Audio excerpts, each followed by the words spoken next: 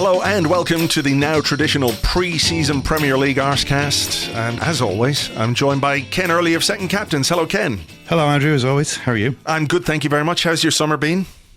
It's been great. been really good. What can I say? Did you miss the World Cup this summer? No, not really.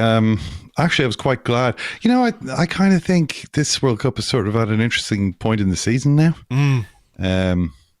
It's obviously not good, but I've sort of got my head around it now.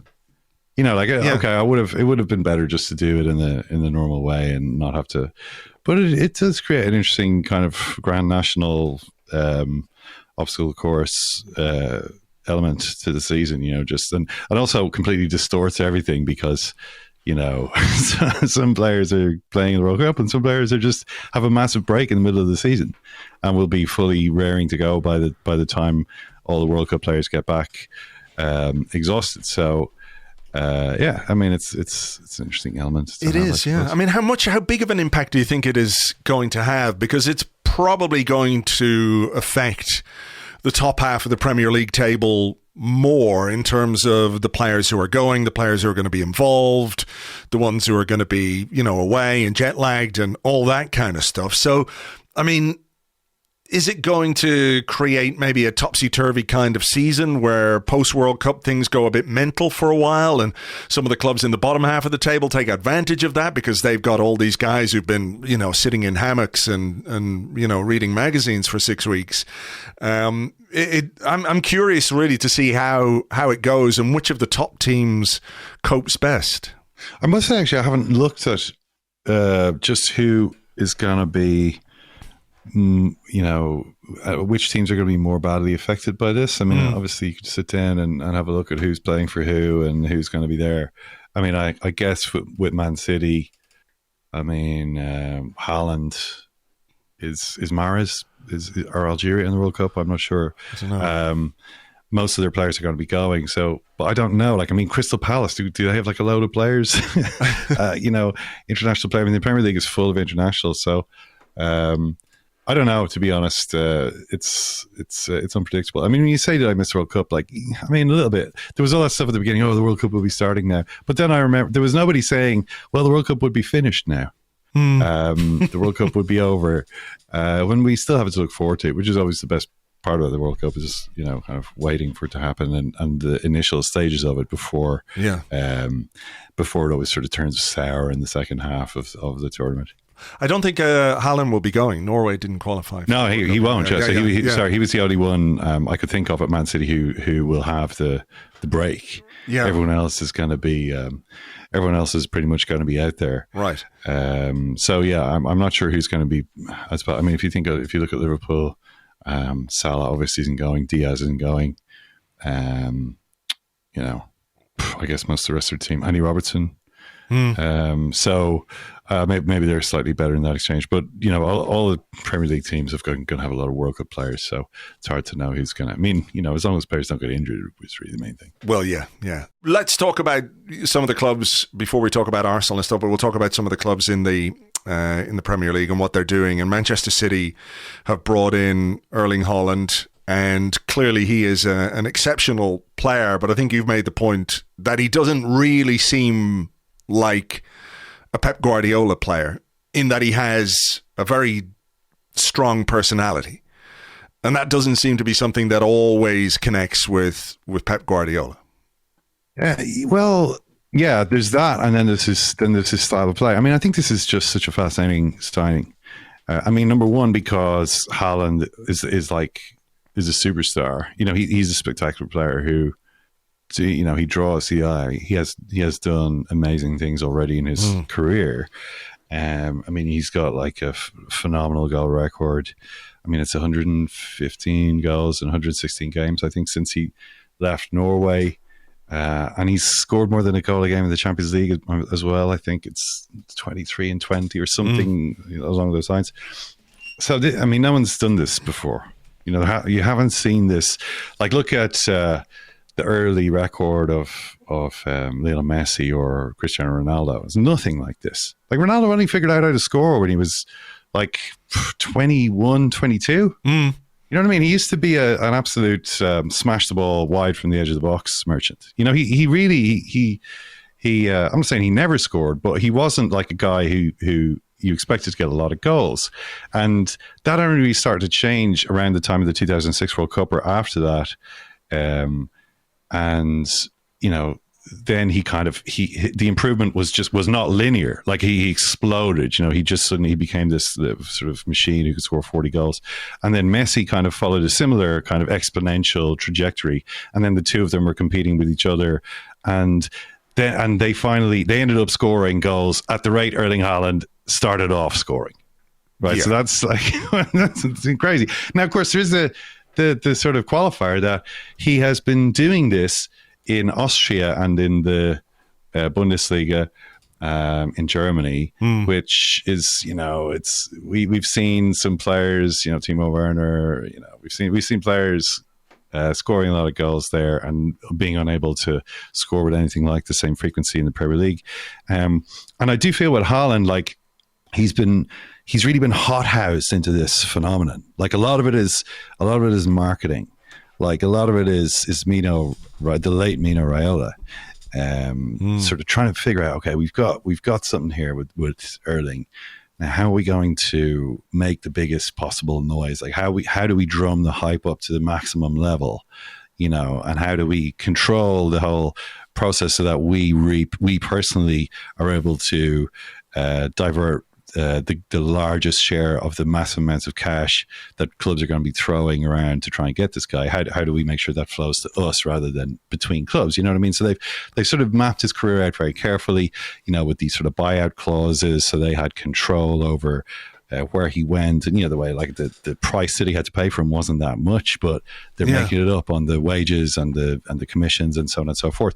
But also the fact that he went to Austria and was, you know, banging in a goal a game there, like a goal a game. Everyone pays attention to that. Now, if Erling Haaland had joined Man City then, for example, he wouldn't have been able to do that. Like, I mean, City's a bad example because that's the club that he's literally at now. But what I mean is, if like Ronaldo and Messi, the previous examples I mentioned, they were both at, I mean, Ronaldo's at Man United. I mean, he was at Sporting Lisbon for 5 minutes, and Messi was at Barcelona. So right away they were playing at the very, very top level, and you know, when they were in their early part of their career scoring pretty infrequently, they were at least getting up to speed with how things were at the very, very, very top level. Whereas Haaland, I think, was flat track bullying it a bit. I mean, it's a bit much to say an 18 or 19-year-old is being a flat track bully. He is still a teenager, but you know, in the sense that like it certainly was an easier level for him to kind of stand out as an absolute prodigy. And, you know, in so doing, they've managed to, you know, it's not just his goal scoring, but also his earnings that have inflated to insane. You know, he's right up there with the top players in history in terms of how much money he's already earning. I mean, he was born in 2000. Yeah. So he's sort of been created a little bit. He's been helped along a lot. And now he sort of comes face to face with the real top level. And it's going to be interesting to see how he adapts, because the expectation, obviously, from everybody is Erling Haaland is Superman. He's going to go out there, bang, bang, and you know he's going to rip it up and make it look easy.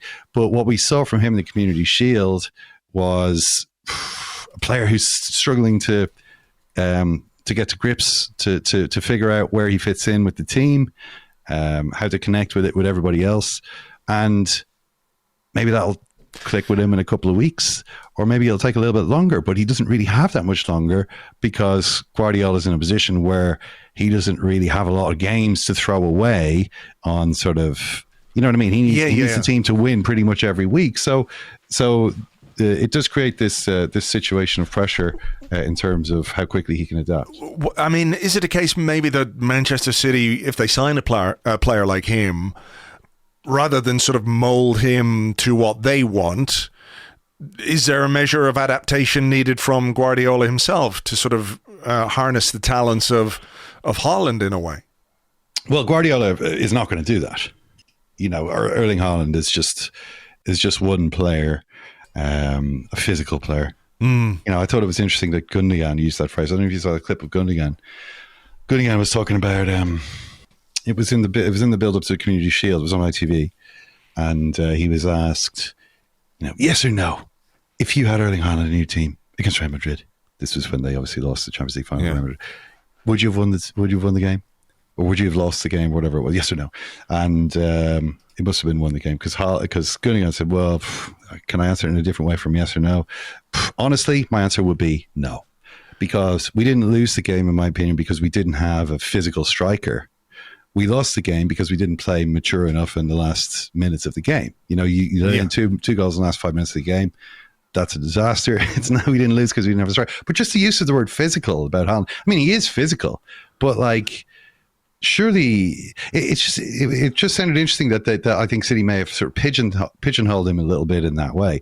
And I know that from watching Guardiola's career, that it's the thing he rates of least importance, physicality. Yeah. When I say physicality, like the kind of physicality that Haaland has, which is to say he's huge and can physically dominate defenders and is quick at running through the middle. I mean, he likes the kind of, Xavi or Iniesta long distance running physicality. Guardiola has no problem with that. That's a great thing. But he's never been a guy who's overly impressed by, big brutish strikers. I mean, the notion that he should adapt, I think, is one that would offend him, actually. Because why should he adapt? He's the guy who's been delivering, what is it, five trophies or 4 league titles in the last 5 years. Yeah, 4 league titles. So this could be 5 and 6 this season. It's the most successful Man City team ever. It's arguably the greatest team to play in English football. Ooh. I don't know. Arguably. I mean, you could have that argument. You could argue. It's an argument that you could make, and it's completely a Guardiola team. In the sense that it's his style, it's his sort of his patterns, his choice of personality. The last season we were playing without a striker. He would say, well, sometimes we did use a striker, but he has throughout his career favored this everyone's a midfielder type of approach, and Haaland clearly does not fit into this at all. Now, that's not to say that he can't fit in or score 40 goals for Man City. He absolutely could, but he doesn't fit into that typical Guardiola pattern, which is why I think he's going to need to score a lot of goals to stay in the team. It's a politically an interesting one for Guardiola as well, just because of the fact that if you're a kid going to see Man City game, which player do you want to see? You don't want to see this guy sitting on the bench. No. And also, I don't know if he's going to be as patient as Grealish was. I mean, Grealish is clearly overawed by Guardiola. Again, another player who really seems to. I think he fits more with what Guardiola is trying to do than Haaland does. In terms of he's capable of playing in just a 6-man midfield that controls and keeps possession. But he obviously didn't really respond very well to the environment. Let's say, I know that City fans would be like, well, he won the Premier League and, what have you won? It's it was a disaster. He virtually disappeared as a player, Jack Grealish, last season. But I mean, it takes him completely out of what he's really brilliant at is being slightly off the cuff, improvisational, and that's not what Pep wants because of the way that he sets up his teams. No, he was assimilated by the Borg, and he was he was an irrelevance to City ultimately. They won the Premier League and he was along for the ride. You know what I mean? But he wasn't an important player. They would have won it without him. But they didn't really see. This is why Haaland is part of the same sort of trajectory that City seem to be on now, where as Grealish, which is to say they're not necessarily buying players who are Pep machine players. The example would be someone like Bernardo Silva. Bernardo Silva is just one of these decision-making players. Decision-making 99. Right, and ball control 98, whatever, pace 82, but long distance running 98. So he's an almost archetypal Pep player, in my opinion. I know actually Pep has left him out of the team as well. He had to sort of fight to get back in the team last season. It was all a bit puzzling to me, but rather than go with guys like that, they've gone with just superstars like Grealish. Grealish was just the star of the England team at the Euros. I mean, he wasn't a star because Southgate wouldn't put him on the pitch, but he was like everyone was screaming and all the fans were screaming for Grealish. He was the most popular player. He was the sexiest player who everyone wanted. You know what I mean? Everyone wants Grealish. Southgate was the only one who's like, no, let's, I don't want to put him in the game. And City went to buy him because I feel the City are now in the business of trying to attract eyeballs. I mean, they've got a problem. They're the biggest earning club in the world, but everyone knows that like they don't have anything like that number of supporters, right? Sure. How can City be making more money from sponsorship than Real Madrid or whatever? Well, we know how, but like City needs to try and make that less implausible. Yeah. And someone like Grealish was like, now ignore us. Because this is a big thing with City. When they would win they won the domestic treble, and remember that Man City fan at the was it the FA Cup final or something? There was a moment when a City fan started shouting at the journalist, "We won the treble and you'll have fucking Mo Salah on the front page." You know what I mean? Or the back page. That'll be what you'll do because it's corrupt or whatever. So I think that they're kind of looking to kind of get to the next level now. Like, it's like we win everything with Pep. We score all these goals. We sort of dominate teams. And, at our best, no one can get near us. But Grealish and Haaland, these are players who people want to watch. I mean, these are the guys who can maybe take us to that sort of into the PSG zone. I mean, City are a better team than PSG, clearly. I mean, on a football level, they make a lot more sense. The whole thing is just a better built entity. But if you happen to flick by a PSG game, you see Neymar, Messi, and Mbappe all playing. Like, I mean, you're going to watch a bit of it, right? Yeah.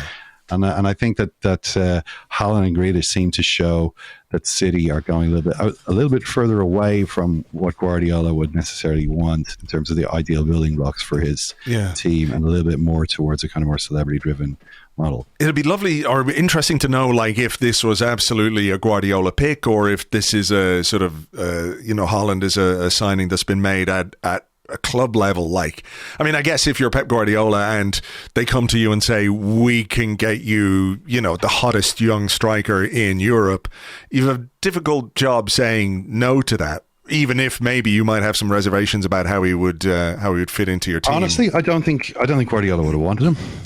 I think the potential for a personality clash here is quite big. Oh, it's huge. Yeah. And that is something that I'm kind of crossing my fingers for the new season, to be honest. Yeah. I mean, is the wish followed to the thought here? Yeah. I mean, did you see Guardiola with Alvarez when he scored the goal? Yeah. In the Community Shield. Just kind of, what are you telling me? That I don't know. Haaland is not a patient guy. He's not like, I mean, his career has been this overnight success. He's just smashed it everywhere he's been. He's never needed a Pep Guardiola figure saying, no, actually how football is really played is this, this is what you do. And when you look at what happened with Grealish, who Haaland seems to really have clicked with already. When you look at the sort of inhibition, like the kind of second guessing himself, which Grealish was obviously doing because of being sort of drilled by Pep and all these things. Yeah. Sort of, what Grealish is thinking as Pep is talking at him very fast is, oh God, like I've never had this. I've never been in this situation before. This guy thinks I'm shit. You know what I mean? That's I feel like that's kind of what the inner voice in Grealish is saying. Sure. Like, this guy he doesn't. Everything, he's trying to correct everything I do, and he's sort of do this, do that, and I'm sort of like, oh, Whereas every single team Grealish has ever played for before in his life, people are like, give Jackie the ball, get the ball to Jackie, like, and that's and it's like, Jackie, do your thing, and now it's like, so I think he obviously really struggled with that. Haaland maybe is more confident, but I don't think that necessarily means he's more amenable to direction. Yeah. So and you already heard Guardiola over the summer saying, it's great when people come into the team who are normal people. I think Kevin's probably our best player. He's so humble. He's such a nice guy. He's so shy. He's humble. He doesn't think he's any better than anyone else, even though he is. You know what I mean? This is the kind of stuff Guardiola was saying, and you're like, it's pretty clear who's getting subtweeted here. Yeah. You know what I mean? We need to sort of lay down the ground rules for the group. So, maybe it will all go well. And if it does, then you imagine City are going to win the league pretty easily. Yeah, it'll be very interesting to hear. I don't think, just to go back to the start of this, I don't think Guardiola would have wanted Haaland. He doesn't need him. He's not the type of player he would go for. I saw a graph the other day, and I can't think of who. Basically, the graph it had been plotted out, and it was like a graph of players, and on the x-axis it was like, was it number of touches in a game, and on the y-axis was percentage of team touches that the player had. Right. So it basically describes, a kind of an upward sloping right to left line. You know what I mean? It's or sloping upwards from left to right. And so at the top right corner, which is guys that get loads of touches and also have a high share of the touches of the team. You've got like guys like Toni Kroos or Thiago or, all those types of guys.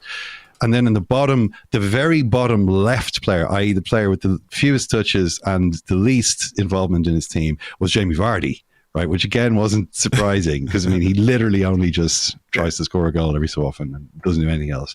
But Erling Haaland was really close to Jamie Vardy. he was not getting a lot of touches, And you don't need, it's not like... not everyone needs to be Toni Kroos, and if everyone was, there wouldn't be a lot of goals scored, right? Sure. Erling Haaland is obviously, it's not about getting loads of touches. It's not about dominating your team. But I do feel with Guardiola, he's always preferred players who are able to kind of be part of this Borg, this ball hogging machine. Phil Foden is more the type of player I think Guardiola would want as a false nine than Haaland as a nine. Again, this is the kind of thing, like literally this entire 15 minutes could end up being this as Haaland is the 60 goal. Because it's not so people don't score a lot of goals in Guardiola's teams. Remember he had Messi. Messi's 73 goals was in a Guardiola team. Yeah. A Guardiola team that didn't win anything that season apart from the cup. But it's not as though it's the capacity isn't there in a Guardiola team for a central attacker to score a ton of goals. So is that probably enough for the Haaland section? Yeah, why not? I'm just waiting for the first interview where Pep talks about how he's so happy with Erling. So nice. He's so nice, such a nice guy. He's not nice. You don't like him, we know it, and we're waiting for it, waiting for the fallout. Let's talk about Liverpool for a second. How does Jurgen Klopp continue to battle a team like Manchester City, who, like you've referred to them as a kind of Borg, which I think we all understand. The money that they spend is, they spend it very well. You have to admit that. They do spend very well on very good players. They don't always go out and spend the most, but, they spend a lot of money on very good players. And they've got a lot of good players as well. So, their squad depth is ridiculous. 4 Premier League titles in 5 seasons. Again, they're a fantastic team, but we all know what's behind it. And if you're Liverpool and you've finished second on 92 points and 91 points, maybe the season before where they didn't win, it was only another point. Maybe it was even more than 91 points. They've won one in the middle of that, but it must be completely disheartening to produce the kind of consistency and quality that Liverpool have produced, which in a normal era would have won them, the Premier League 3 or 4 times at this point, to end up behind this sort of, I don't want to use the word invincible because that's not right, but you know what I mean? No matter how many blows you land on them, they sort of get back up again. So, is it a thing that you go okay, well, we've got to do better, we've got to go harder? Or at some point do you just go, well, fuck this, what more can we do? Well, the only thing that would give me a lot of confidence, the thing that would give me confidence that they will do it is that they've been doing it for years now. Liverpool, in terms of, their standards haven't really, their standards, of course, slipped disastrously in the season after they won the title, when they totally collapsed in the middle of the season. But even that season, they had started quite well, and I think in December we're sort of leading the league, and then it just all it all sort of fell to pieces, and injuries and so on and so forth. But their capacity to sort of come back from these disappointments. I mean, it's a strange one. It's like the season they had last season was a phenomenal season. When you the number of games that they played, I mean, I think they lose 5 matches altogether, unfortunately, one of which was the Champions League final. Yeah, only 2 in the league. They did win a couple of cups, although that seems like a kind of just trinkets, that wasn't really what they came for. I mean, Klopp talks about like the parade was huge, I mean, Klopp is a hype man, like, you know what I mean? He's I mean, this is his job, is like to try and get everyone feel. I don't know how you could feel good after that. I mean, it was a very disappointing end to the season overall for them. But I suppose here they are again. Like, I mean, what else are they got to do? I have to say they looked really good against City, I thought, in the Community Shield. I mean, if you were looking at that game, I know the teams haven't got to sort of peak fitness, but you would think, I imagine, as a Liverpool player after that game, well, there's actually not really much between us here. There's nothing between us. We can do this. We can do this. And, they have to...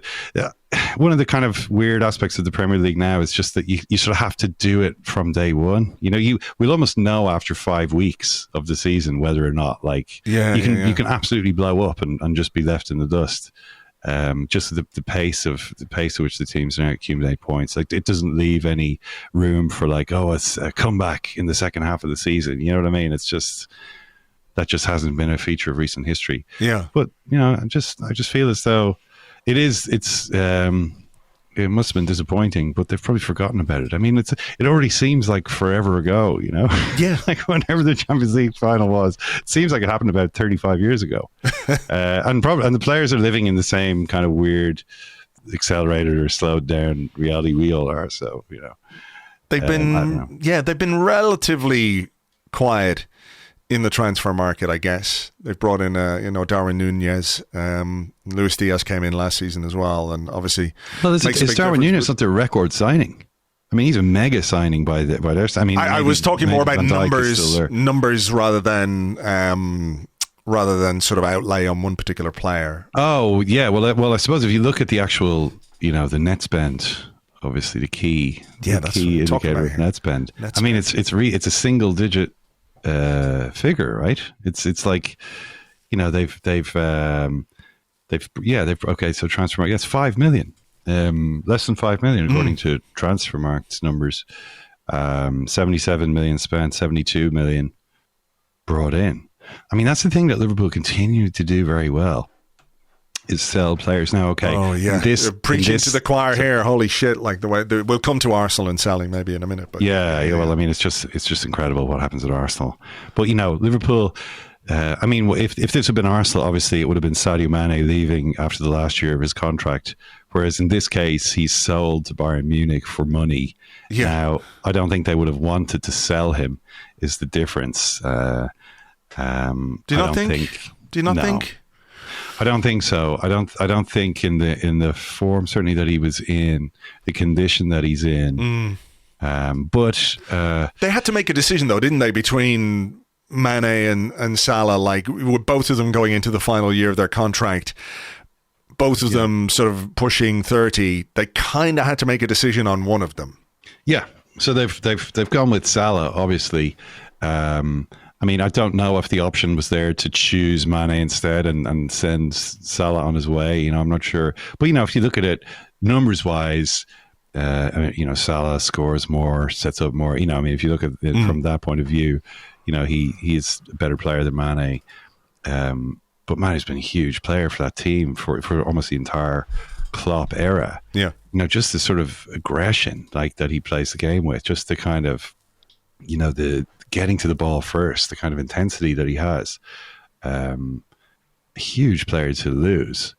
I think he's a bigger loss certainly to Liverpool than, say, Gabriel Jesus would be for Man City. I mean, I'm not saying that Gabriel Jesus is a good player, but in terms of his importance to the team, sure, Mane was much more important.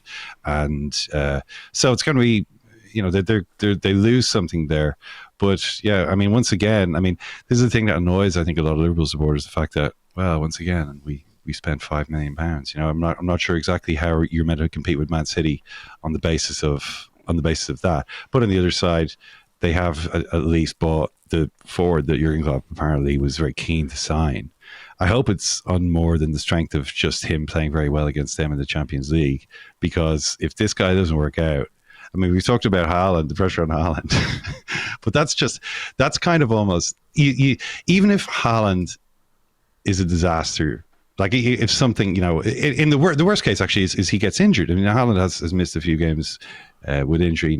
Obviously that's it. Nobody wants to see that happen. But even if he kind of struggles to adapt or to fit in, and there are issues, and they lose to Tottenham or something because Haaland hasn't picked someone up. You know what I mean? This type of situation arises, and then Pep puts him on the bench.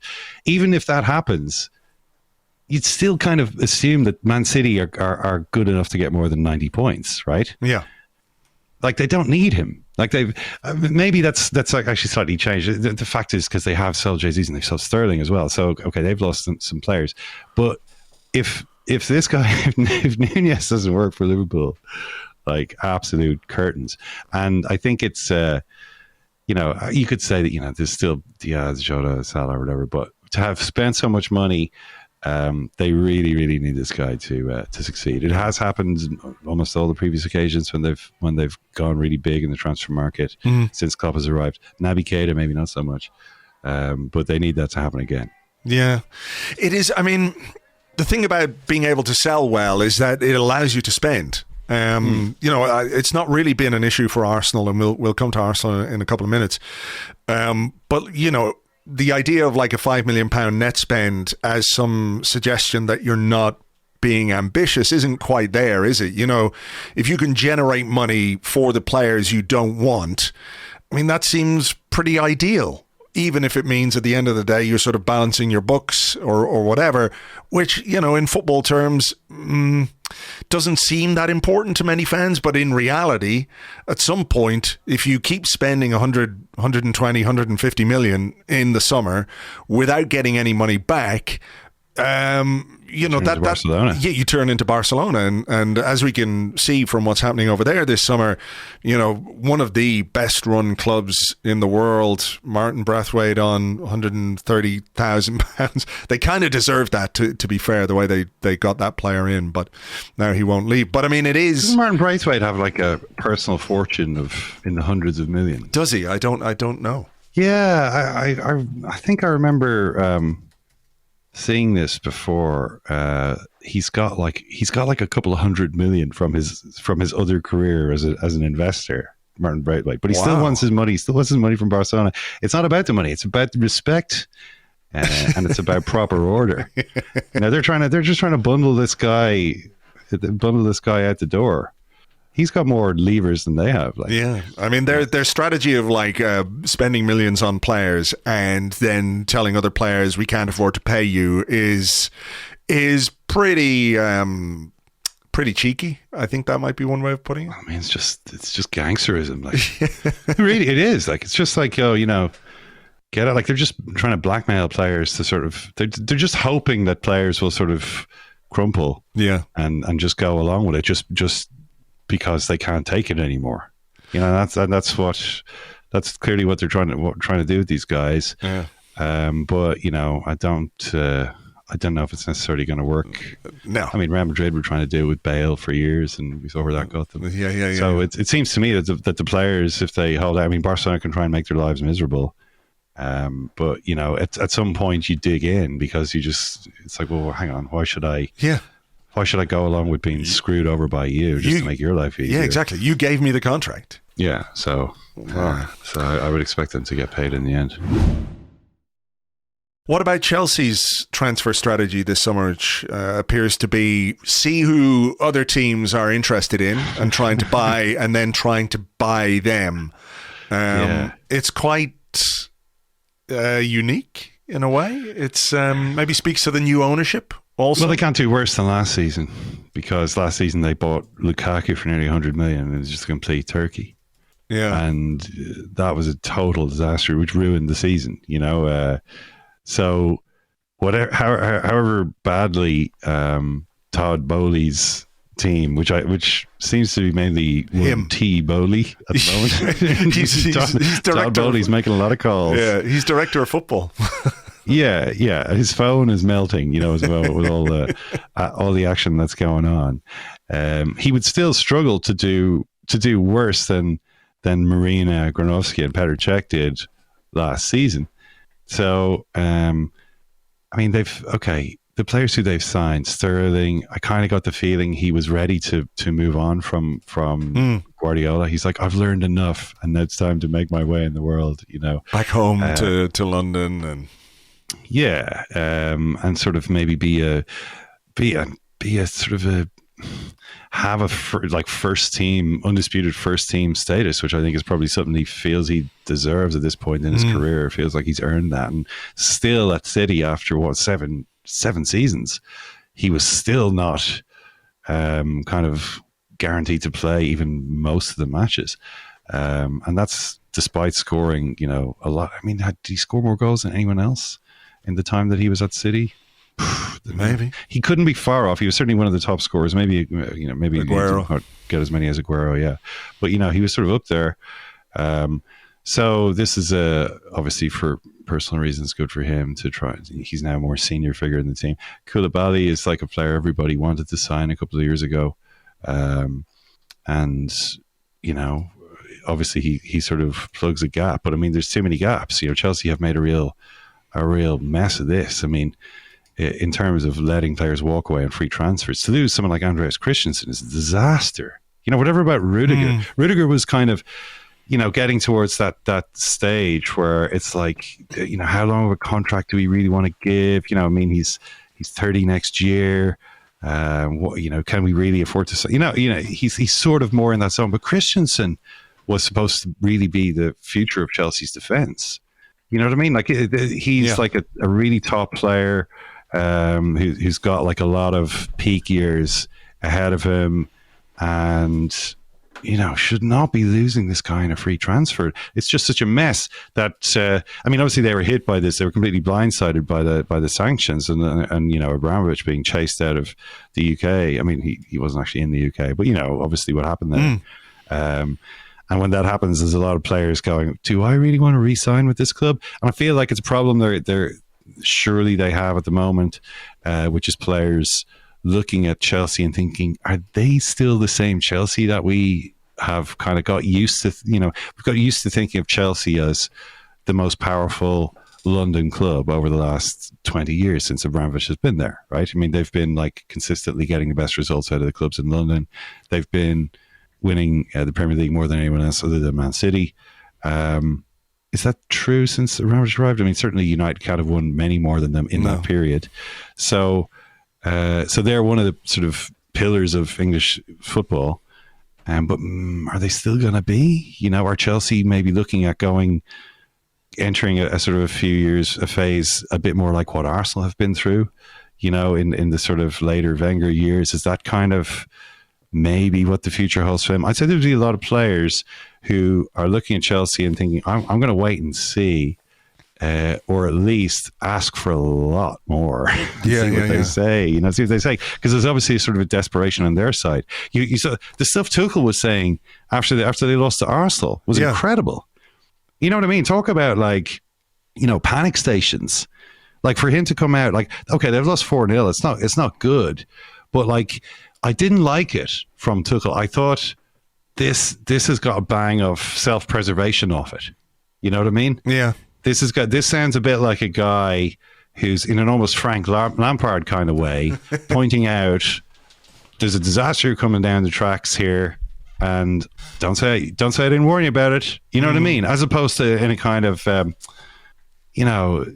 guy who was still acting as though he was going to be the manager this time next year in 4 years time, saying, well, whatever sort of more positive way you can react to a bad defeat in pre-season. But the way he did is, we've got a couple of quality, but we need a massive amount of quality players. There's no time and I can't guarantee we're going to be ready. And, it didn't sound too promising, really. No, I mean, it feels like it's an empire on crumbling foundations, which, obviously from... The foundations have been Abramovich has propped them up for 20 years. Like, they've consistently spent more than they've earned, despite this big sort of hedge fund operation they have going on with players. They've got this massive portfolio of players that sort of playing the market, like loan players and all this kind of stuff, which I'm sure is turning over some money. But like the facts are that over time the losses accumulated and accumulated and accumulated until they eventually ended up owing Abramovich. What was it, like $2 billion or $2 billion? Yeah, something like that. $1.5 billion. It was a huge amount of money, and this was like, so they're chronically that's what they've got used to, being like this sort of chronically loss making sugar daddy entity. And Todd Bowley is American, so I'm assuming he's not going to play it that way. He's not. He doesn't want to do that. So quite how he gets from, like, obviously what he wants is to be running a Liverpool type institution. You know what I mean? Sure. Like a club that to be able to spend $5 million net in the summer and still think you've got a decent chance of winning the Premier League and Champions League. That's where he wants to get to. It took Liverpool quite a long time to get from where they started to where they, the sort of desirable state that they managed to sort of work themselves into after a few years. So you couldn't expect it to be an easy few years at Chelsea. So and certainly Tuchel didn't really, to me, feel like the kind of calm, statesman-like figure who was prepared to, be a kind of a, while all around were losing their heads, he too was losing his head. Yeah. Actually, he was ranting and raving louder than anyone. So I mean, I don't feel confident about this. Yeah, I do. Yeah, it's kind of like, this is not what I signed up for. When I signed up to this job, there was like endless money, endless possibilities in the transfer market, and now clearly lots of players want to leave. There are still players who want to go. I mean, I watched only the highlights of that Arsenal-Chelsea game, but like, it was hilarious. It was just hilarious to watch some of them just look at Arsenal players run past them, and like, for the goals, the entire concept of marking did not seem to be anything that they were aware of. So it'll be fun to see what happens. Meltdowns, of course, in football are fun. Before we very quickly talk about Arsenal, just Manchester United, Eric Ten Hag in there, he's having to deal with some disciplinary issues as well. Of course, Cristiano Ronaldo just didn't bother coming back for training, then came back for training, called himself the king, and then left at half-time in a game. and Ten Hag is going, no, you can't do that. He's got quite a job on his hands to rebuild whatever Manchester United need to be rebuilt into, because I do think, we've talked about Arsenal post-Wenger and the way things were. Well, we did this, didn't work, now we're doing something else, it looks like it's potentially working, but Manchester United have kind of gone from one thing to another thing to another thing in this sort of like a slow rolling stone, gathering the moss of decline, if you like, over the last number of years, and they've got to change the way that they do stuff, and Ten Hag seems like a reasonable choice to try and do that. Yeah, I mean, I think the last season to me has surely got to be their rock bottom, right? I mean, can they sink lower than 58 points? I hope so. But I doubt it. I don't think they can. I actually don't think. I don't think they can do any worse than that. I think that was as bad. Losing 5-2 to Watford or whatever. I mean, there was some crazy. Did they lose 4-0 to Brighton? Well, I have a vague memory of 3 or 4, I think, thrashing them. They lost 5-0 and 4-0 to Liverpool. They lost to.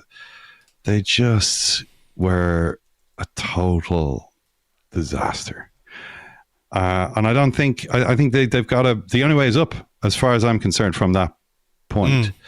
Now the Ronaldo thing is crucial that this gets solved, and I think what Ronaldo has done is kind of a bit of a gift to Ten Hag, because Ronaldo is trying to bully his way out, And that's great. To where, though? That's the thing. Where? Who cares? No, I don't care. But hopefully Chelsea, right? If you're Man United, you're thinking, well, hopefully Chelsea. Maybe Bowley will be desperate enough. Oh, that sounds like to get this guy in, and hope that Ronaldo. They can't. I've signed the top player on Facebook or whatever. I've signed the number one followed athlete in the world. I mean, how can the Chelsea fans be angry with me now? That's one possible. I mean, it seems to me like the logical solution here is Ronaldo to go to Sporting Lisbon for a pay cut, because of the emotion. Because, Sporting Lisbon Sporting are in the Champions League. I mean, the whole point is that he has to be in the Champions League because he has to keep extending his little record, his big record. I mean, it's like the being the top scorer in the Champions League is a big deal to Ronaldo. He has to keep putting distance between himself and his only rival. What's the current state of that top scorer race? Is Ronaldo how far ahead of Lionel Messi is he? Let me check. I don't know. Okay, he's he is currently 15 goals ahead. Yeah, so he's Messi score another 15 goals? Not in one season in the Champions League. Well, I mean, I don't think Messi's ever scored as many as 15. I mean, it's a lot, but it's not inconceivable that Messi could do that. It's not even 16 goals, obviously, to take the lead, and that's the risk that Ronaldo runs if he's not in it for a season. We know there's no chance of that happening to Messi, obviously, with where he is, and so he needs to get back in somehow. Chelsea could offer him that. It would be crazy, an idiotic signing for Chelsea, obviously, but that doesn't mean it couldn't happen. Yeah, it's football after all. But for Sporting, it's obviously a different type of signing because he's like the greatest Portuguese athlete coming back to his home club. There's a lot of narrative stuff around that. I mean, obviously, Ronaldo would have to take a huge pay cut, but he's already got a lot of money. He's already got a lot of Champions League goals, and he still wants more. So when you're sort of accumulating these things, you want to keep accumulating them. But from Ten Hag's point of view, this is great, right? The worst thing would be for Ronaldo to be turning up and sort of acting like he was going to be a normal part of the team.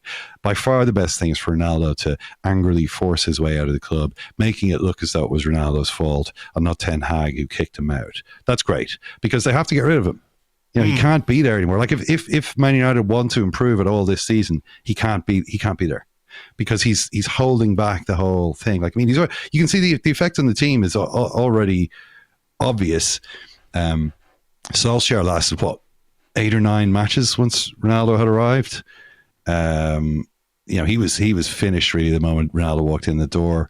Rangnick comes in. He's like, okay, let's talk about pressing. And Ronaldo's like, clearly I'm not going to do that. So I don't actually know who you are, but clearly that idea is never going to fly here. Yeah. And, he wouldn't do it. But it's also the fact that, you see him saving his energy in matches, obviously just for the trying to score. He's not going to waste energy pressing because, he's got more important things. He's got more important things that he needs to do in the field. Score the goal in every game that he feels gives him value as a person. But also he needs to save the energy in training as well. So you got a squad of players who you're trying to this is a pretty sorry bunch of guys, right? In terms of the team that you've taken over, they're in a bad way.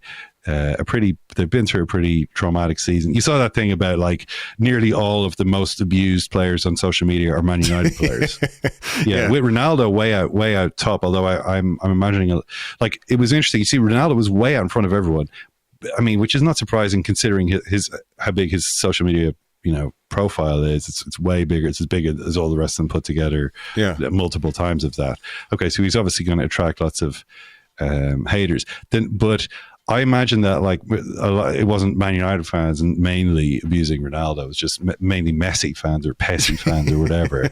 But the player underneath him, the only one that had nearly half as many abusive messages was Harry Maguire. And I'd say it was nearly all United fans. My God, what he's been through, in terms of, it's grim.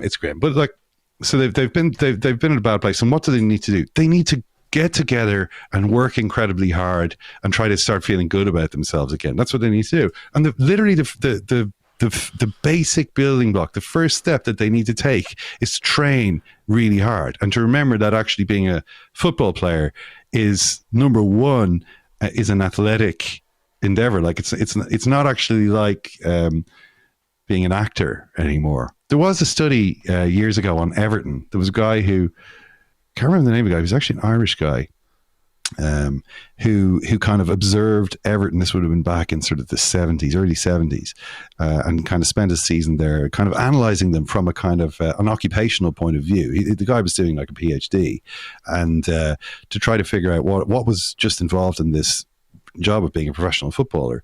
And one of the conclusions I remember from it was, actually, this isn't really like being a sportsman in a lot of other ways. The profession it's most like is acting, right? Like they're like actors.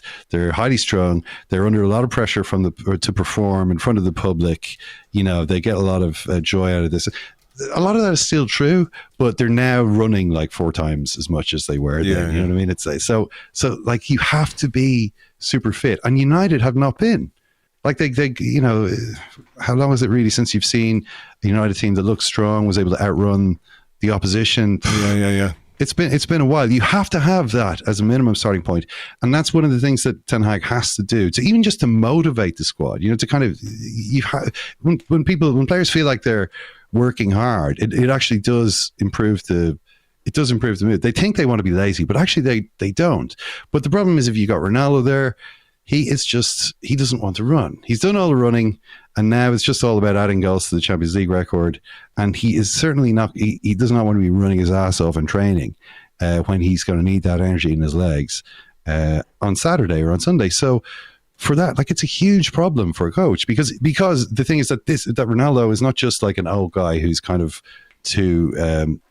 doesn't want to train hard every day. He's also like the most famous person at the club, the most famous player in the league, and someone who vastly outranks you in, you know, sort of every aspect of football status. And if he kind of looks at you and kind of raises an eyebrow mockingly at your suggestion of like training routine, like it's everyone else is going to also, you know, it has a bad effect on the other players. So that's the number one thing. They still haven't solved this problem, but the signs are good that they might be able to solve it because of the way that Ronaldo has behaved, which I think is a gift to Ten Hag. Yeah, it could well be. I mean, you know, obviously I hope it festers right until the end of the window and there's no satisfactory conclusion for anybody other than for him to stay and completely fuck things up from the inside out. Well, the other thing is the De Jong stuff, right? Because this is also huge for them. Like, if they bring in De Jong, then given that he played he played the best football of his career under Ten Hag for Ajax, and is a player who I think could transform the team. Right? I mean, in terms of he could vastly improve. Vastly is maybe overstating, but he's a player who's capable of improving the performances of everyone surrounding him in the team because he's able to take the ball under pressure, he's able to deal with it under pressure, and he's able to give good passes to people in good positions earlier than, you know, Scott McTominay. you know what I mean? Scott McTominay. Like, I don't know if you saw the story.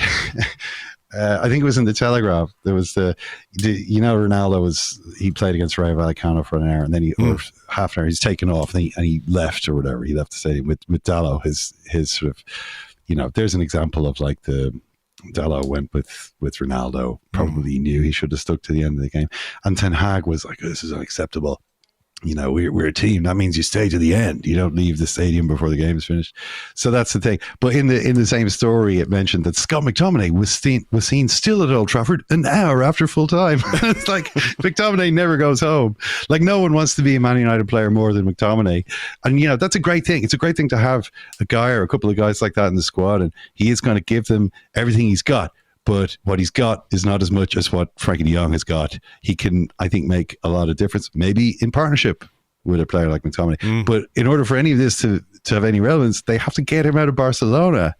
And, you know, I had thought it was a bit strange for the first like month or so of this saga that United seemed to be the only team who were interested in De Jong. But now Chelsea, as you were saying, you know, Chelsea have been cogging other people's transfer wish lists, and have realised that maybe they should get involved as well. And Chelsea are in the Champions League. Yeah. So whether or not, and in terms of what they're offering, I'm sure the offers are going up and up as the window gets shorter and shorter. So that would be a big setback, I think, for United, having kind of invested a lot. I assume when they agreed to deal with Barcelona, they kind of assumed, we're going to get this guy. This is a big leap forward for us. To then suddenly be kind of cast back to square one will be tough. And then, the season is obviously starting like on Friday. Yeah. Todd Bowley just sort of looking at teamtalk.com and seeing who's buying. Who are they after? Oh, well, we'll get that guy. I mean, this is like, he's definitely looking at football managers, right? He sure is. He would be crazy not to look at football managers. He's looking at them at like, this point. You use whatever you can, and at this point, I think he is in the. I will just run this through football managers. List attackers, filter by most expensive, therefore must be the best. So yeah, we'll see what they do. Okay, look, let's talk a little bit about Arsenal and what you make of the summer business, because last summer there was a clear strategy to bring in young players. This summer there's also an addition to that in bringing in some real quality and experience. Gabriel Jesus up front, Zinchenko, winners at Manchester City, so they bring that mentality in. They brought in Fabio Vieira from Porto as well. How do you think the Arsenal squad is looking ahead of the new season? Short. What? Do they have I mean, short physically. Do they have a rule? Do you have to be able to, is there a notch on the wall at 1.75 meters that a do says no one taller than this is getting into this club? There's big guys. William Saliba is back. Gabriel is there. Tommy Asu. Now this summer though, they bought everyone they signed was maximum 1.75 meters. Yeah. It's been the small number 10 playmaker kind of physical thing. Yeah, that's fair. That was just what they've already got the 10 poles. They've got big Aaron. And so on and so forth. Yes. Okay. No, fair enough. I mean, I think that they actually do look pretty good now. I mean, I feel like it's got to the point now where now Arteta has got to do it this season. Like I think when we talked last season, I was saying I thought Arteta was basically going in the right direction, and I think maybe it could be good. And actually the season turned out to be better than I was expecting it to be. But probably where they finished was maybe about par. I mean, obviously they finished ahead of Man United, which was good, but the caveat there being United were so bad. Like nobody could beat them to sixth place, right? You couldn't possibly fail to get past them for that. So now I kind of think like, right, he actually does have the squad now to do this. And when I say do this, I mean get into the Champions League. Yeah. I mean, I think that should be the expectation. And I don't want to say bare minimum because seasons can play out and context is important. And it might not happen, but there may be reasons, beyond just being terrible. But, I think that is, if an Arsenal side without really a recognised centre forward for like 60% of last season, can finish fifth. If you add somebody like Gabriel Jesus to your team, who is, I don't know if you saw any of the game against Sevilla. I mean, he's just fucking unbelievable. What he brings to the team in terms of his work rate, his ability, his goal scoring. We watched Lacazette last season, who would pick up the ball in midfield and bring somebody else into play, and just could not get into the box to get on the end of things. On the first goal, Jesus scores against Sevilla, picks it up out wide, starts a move, and there, fucking 2 seconds later, he's in the box putting the ball in the back of the net. So I think when you fill a really big need, when you fill that very well, there's no reason why you shouldn't be a bit more optimistic about what you can do during the season. No, absolutely. And I think he's now got to do it. Like if they didn't make the Champions League this season, with the squad that they have, with the investment that they've made, I think they will change Arteta.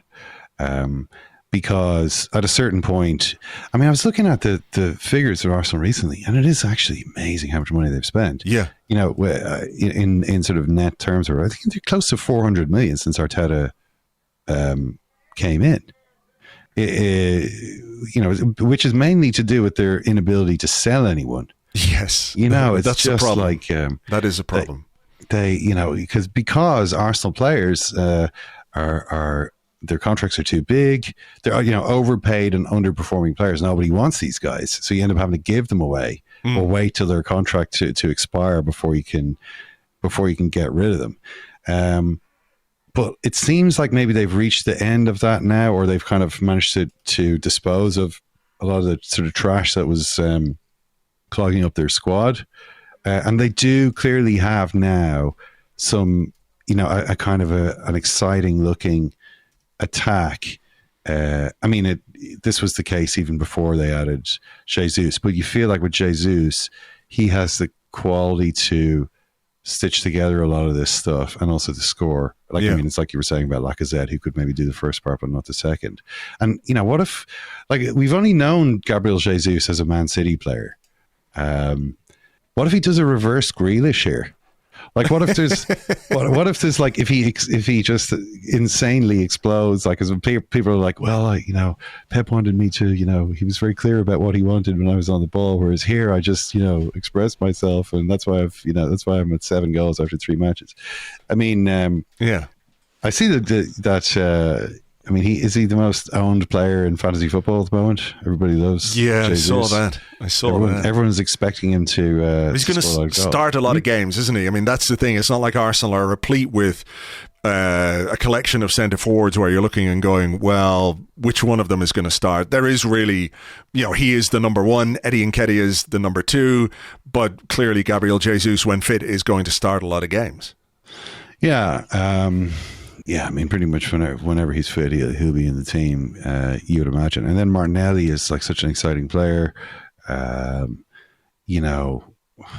a lot of it depends on how they link up. But, if you've got Martinelli, Odegaard, Saka, Jesus, you're into the realm now of okay, well, there aren't that many teams in the league that have a better sort of sounding line. I haven't even mentioned, Smith Rowe.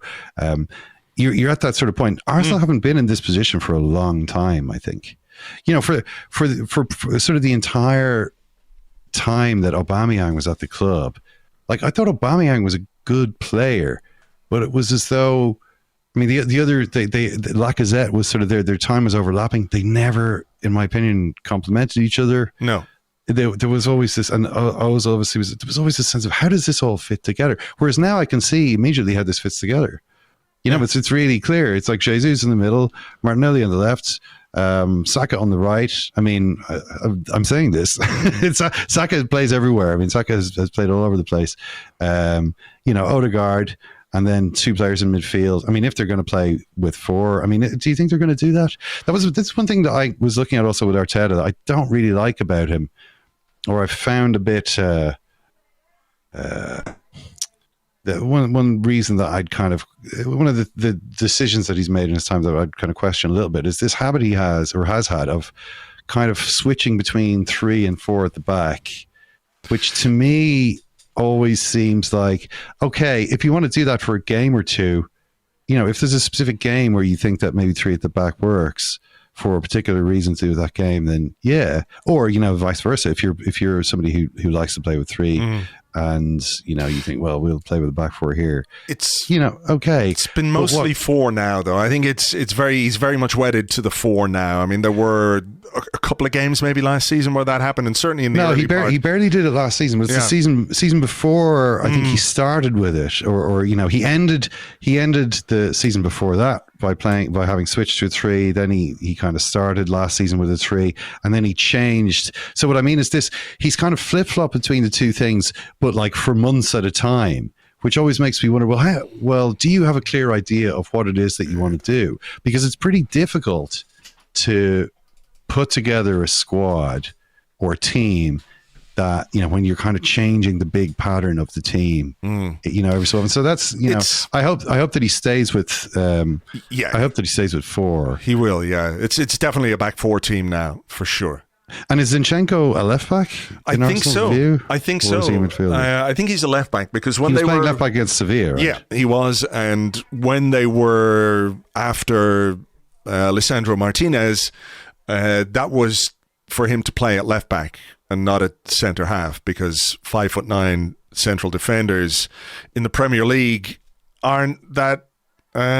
I don't know if I would do it, regardless of how good a player is. I know there's examples of some 5'9" central defenders who've been about Cannavaro and there's Ayala, exactly. But that they're extremely, extremely rare. And if Lisandro Martinez is in that kind of bracket, well, then Manchester United. Well, I can see what attracted Edu to Lisandro Martinez, certainly. Which is? Well, his short stature. He does like a 1.75 meter or below player. Yeah. I mean, it's the exact opposite approach to Conte. It's going to be interesting to see that. Like Conte, it seems like he won't allow anyone less than 6 feet to sign for Tottenham. Yeah, look at Tottenham signing since he arrived. They're all these just big guys, and I have to say, I think in terms of the Premier League, that is the way of doing things that has more usually been successful. I mean, I think over the last few years, Man City are obviously the dominant team in the last 5 years or whatever, and they are one of the smallest teams, I guess, in the league. But generally in the Premier League, big, strong players have been part of the best teams. Not least the one that Edu was in himself. That's very true. Edu was probably Edu was like 6 feet tall. Was one of the smallest players in the Invincibles team. So he's obviously decided to go in a different direction now. But I can appreciate you don't want to talk about Tottenham, but Tottenham to me look like they could be very strong this season, Top four contenders. Oh, definitely. Yeah. Definitely top four because of the problems that Chelsea have, because of the kind of, the United being so bad last season. Like, can you see United adding 20 points? Maybe, but that would still only take them to 78. You know what I mean? Like Tottenham. And the thing that I like about Conte is that he's so clear about what it is that he wants the team to look like. It's like he just has he's just like, okay, and he comes in and quite quickly sets up. It's kind of the opposite from the sort of slight flip-flopping that I sort of detected in Arteta at various points. Where am I 3? Am I 4? He's like, this is the pattern. These are the types of players that I want. I want them all to be 6 foot plus. I want them all to be, I'm going to spend the entire preseason running them until they puke so that they are going to be one of the fittest teams, or, I'm going to demand that from them. Yeah. And that's where we start. And then, okay, we'll figure out game by game what we're going to do in each game. He's also very good at coming up with little ploys to use in each game. And you could see that in their win against City, particularly, I think, last season. But they're going to be such a strong physical team, which I think is, I think that's... It's going to make it competitive anyway, for sure.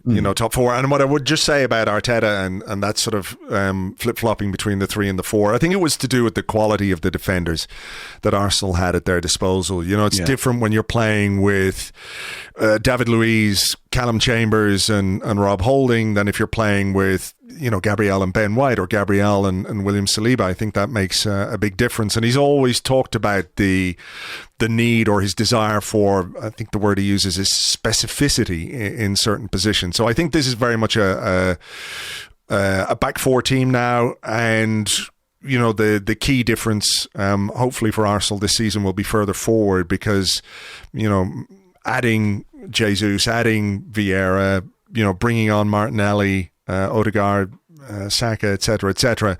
It's exciting from that perspective, from an Arsenal fan's. No, it really is. So I kind of see them as being.